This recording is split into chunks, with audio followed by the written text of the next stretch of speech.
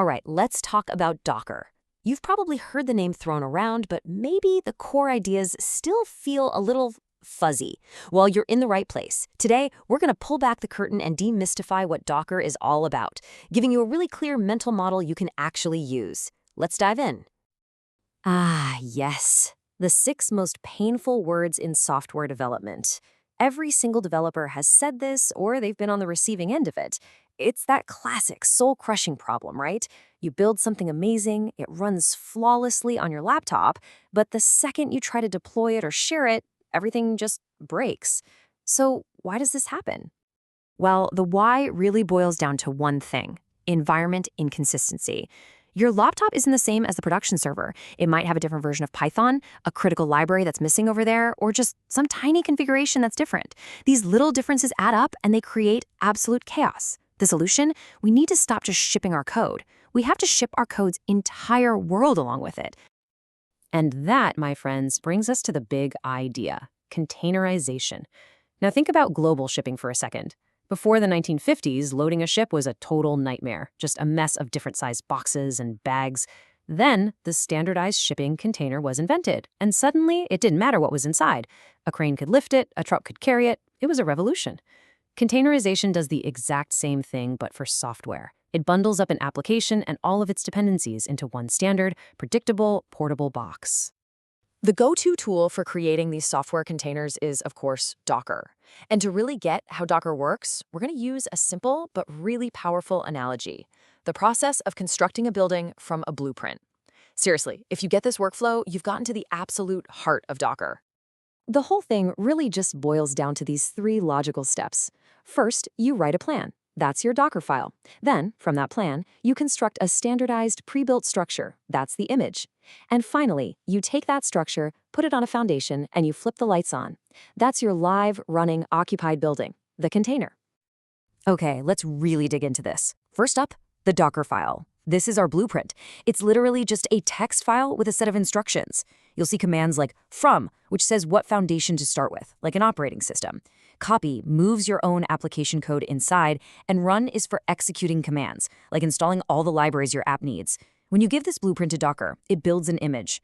The image is the prefabricated building. It's a complete self-contained package. And here's the key: it's static. It's read-only. To bring it to life, you run the image, and that creates a container. The container is the occupied building, a live, running, executable instance of that image. Now, this right here is the #1 thing that trips people up, so let's lock it in. An image is a static template. A container is a live instance. Think about it. You can have one blueprint for a house. That's your image. And from that one blueprint, you can build dozens of identical houses and put them all over a neighborhood.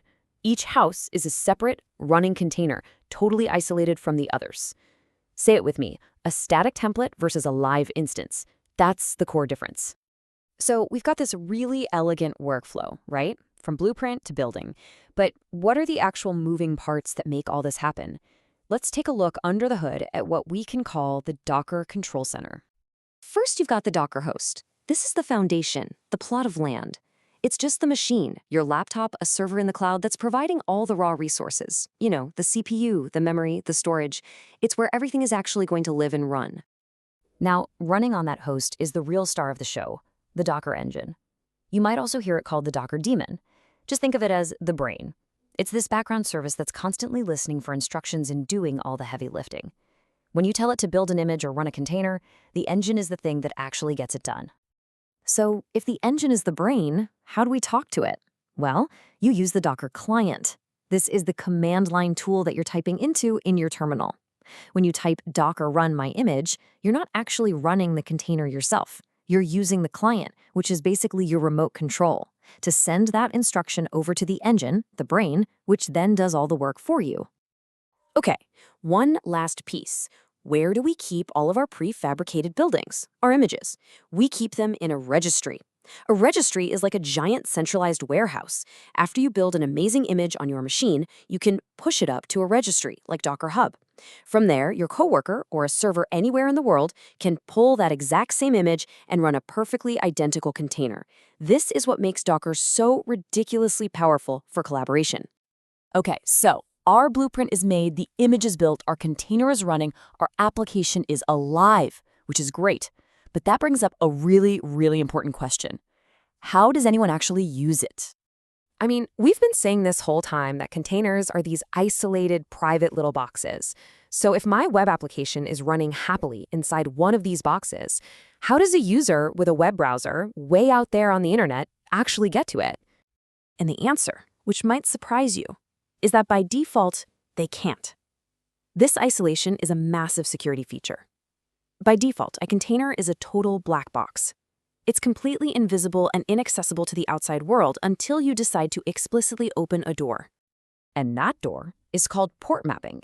It's basically just a rule that acts as a bridge. You tell Docker, hey, any network traffic that shows up at port 6000 on the host machine, I want you to forward it directly to port 5000 inside this specific container. It creates a direct, seamless pathway from the public world into your private application. To make this crystal clear, let's use one final analogy. We'll call it the receptionist analogy. Imagine a huge office building. You're an outside caller, and you don't have the direct phone extension for the department you need to reach. So what do?